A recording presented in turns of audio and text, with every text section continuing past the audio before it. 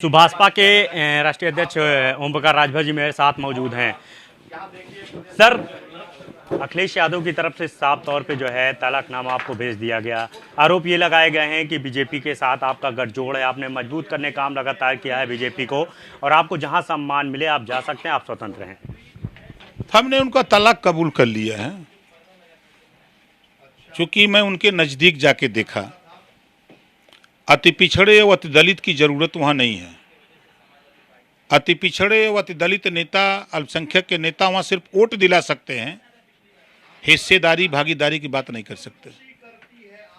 ये स्थिति है। मैं नज़दीक जाके देखा।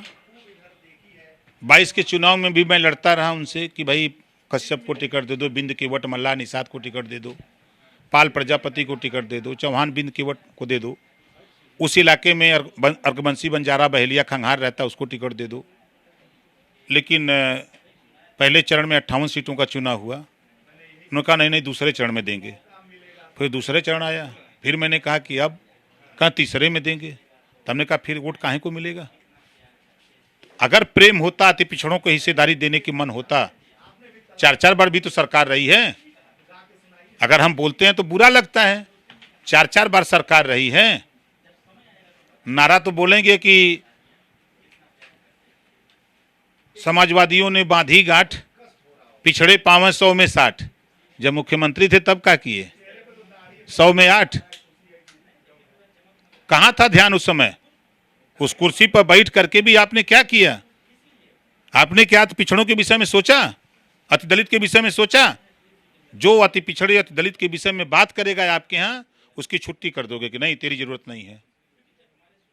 आज जो जरूरत है, हम उनके फैसले का तो स्वागत करते हैं कि चलो भाई कम से कम सद्बुद्धि आई, आपने तलाक दे दिया।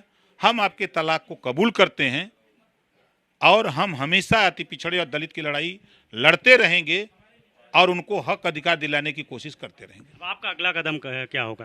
देखिए, बहुजन समाज पार्टी में हम प्रयास करेंगे, उनसे बात हो हमारी, और वहाँ गठजोड़ बनाने की कवायद में रहेंगे।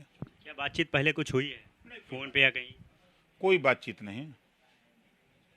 आप योगी जी की जम के तारीफ कर रहे थे, भाजपा के लिए भी जो है तारीफ कर रहे थे, अचानक से अब बीएसपी के लिए बात कर रहे हैं। अब भैया मेरे, हम तो कांग्रेस हो गए। चलो अब 4 बाग रेलवे स्टेशन किसकी रेजिंग में बना? कांग्रेस के।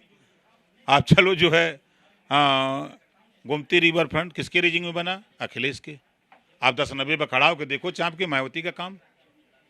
तो काम तो सबका है, तो काम की प्रशंसा तो होनी चाहिए। ये तो झूठ है, नेता झूठ बोलते हैं कि वो कुछ नहीं किए। सच बोलिए, राजभर से सीखिए कि सच देखिए क्या होता है। हम बराबर सही बात बोलते हैं और बहुजन समाज पार्टी से बात करने की तैयारी आज से शुरू होगी। ओम प्रकाश राजभर जो है बात कर रहे हैं, बसपा की बात कर रहे हैं, तो क्या जो बाकी आपके विधायक हैं क्या साथ रहेंगे आपके? तो कान के माननीय बेदीराम जी यहीं कहीं टाल रहे हैं।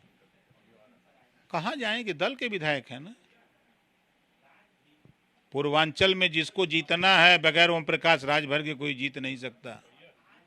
जिधर खड़ा होगा उधर जीत, नहीं तो फिर खत्म। अचानक से ये बसपा में जाने को मन आप बना रहे हैं? अरे हम पहले से मन बनाए हैं, अचानक कौन बात है।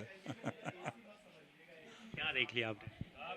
अरे मैं वहाँ 14 साल रहा हूँ, काम किया हूँ, कांसीराम जी के साथ काम किया हूँ, मायावती जी के साथ काम किया हूँ। इस नाते वहाँ समाजवादी पार्टी में एक खासियत बड़ी जबरदस्त है, ये मारते हैं तो रोने नहीं देते हैं। जब इनकी सरकार बन जाती है, अभी 22 के चुनाव में 8 दिन पहले बाँह चढ़ाने लगे सपाई। अरे ये सरकार हम देख लेंगे, बाँह चढ़ाने लगे थे। और सरकार बन जाती है तो लतियाते हैं, थाने पे FIR नहीं होने देते। बसपा में खासियत है कि न वो मारते हैं और न आपको थाने जाने की, अगर जरूरत पड़ती है तो थाने पर जाने के FIR होता है। ये है भाई। फैक्टर की आप बात कर रहे थे सपा में। भाई 58 सीटों में कश्यप को टिकट नहीं दिया, पाल प्रजापति को टिकट नहीं दिया, बंजारा बहेलिया खंघार को टिकट नहीं दिया, आरक अर्कबंसी को टिकट नहीं दिया। आप किसको देंगे? वोट खाली चाहिए? ये क्यों वोट देगा आपको भाई? हिस्सेदारी क्यों नहीं देते हो? जब हिस्सेदारी मांगिए तो बुरा है। बैठा दीजिए डिबेट पर, अखिलेश जी के आमने सामने बात हो जाए कि मैंने 58 सीटों पर इनके हिस्सेदारी की बात किया कि नहीं किया। 55 सीटों पर जब टिकट का बंटवारा हुआ तो बात किया कि नहीं किया? बराबर हम इनके हक के लिए लड़ते रहे। यही उनको बुरा लगा कि हमारे दल में जितने भी अति पिछड़े हैं कोई बोल नहीं रहा है, ये आए हमसे गठबंधन किए हैं तो सबकी हिस्सेदारी की बात कर रहे हैं। ये बात अखिलेश जी को बुरी लगी है। 2024 की बात करें तो क्या रहेगा आपका एक्शन? बहुजन समाज पार्टी जिंदाबाद, लड़ेंगे साथ में? पूरी कोशिश करेंगे। आपको लगता है वो सम्मान मिलेगा जो उम्मीद आप सपा में भी लगाए थे, नहीं मिला? लेकिन देखिए, राजभर का कोई सम्मान नहीं है तो अपमान का सवाल ही नहीं उठता। हम जहां रहते हैं अपने काम के बल पे जिंदा रहते हैं, काम के बल पे सब जगह सम्मान मिलता है, इज्जत मिलती है। अभी सवाल है, अभी आपने बोला आजमगढ़ सीट जो है, जो उपचुनाव है, वो अखिलेश नहीं चाहते थे वो जीते, क्यों नहीं गए? उनका भाई, चचेरा भाई चुनाव लड़ रहा था, उन्होंने सीट छोड़ी थी, क्यों नहीं गए वो?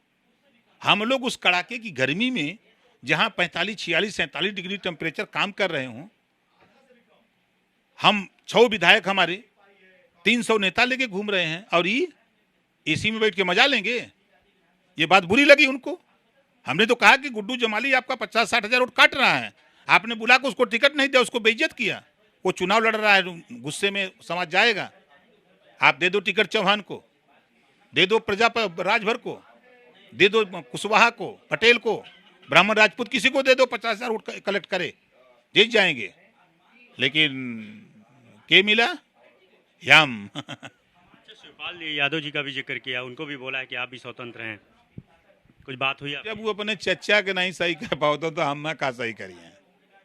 आप सोच लीजिए कि जब चाचा नहीं संभल पा रहे हैं तो हम प्रकाश राजभर को क्या संभालेंगे? तो बिल्कुल ये ओम प्रकाश राजभर थे जिन्होंने साफ तौर पे कहा कि तलाकनामा जो है अखिलेश यादव की तरफ से दिया गया और उनको कबूल है। और अब बसपा में जाने की बात कर रहे हैं, वो साफ तौर पे कह रहे हैं कि अब वो बातचीत करने का जो जरिया है वो तलाशेंगे। यानी सीधे तौर पे उन्होंने इंडिकेट कर दिया है कि वो अगला जो कदम है उनका वो बसपा की तरफ है। बहरहाल अब देखना होगा कि ओपी राजभर जो बोल रहे हैं उसके बाद क्या वास्तव में वो करने वाले हैं या कुछ और नया करने वाले हैं। कैमरा पर्सन जितेंद्र साथ अनुप कुमार, भारत समाचार, लखनऊ।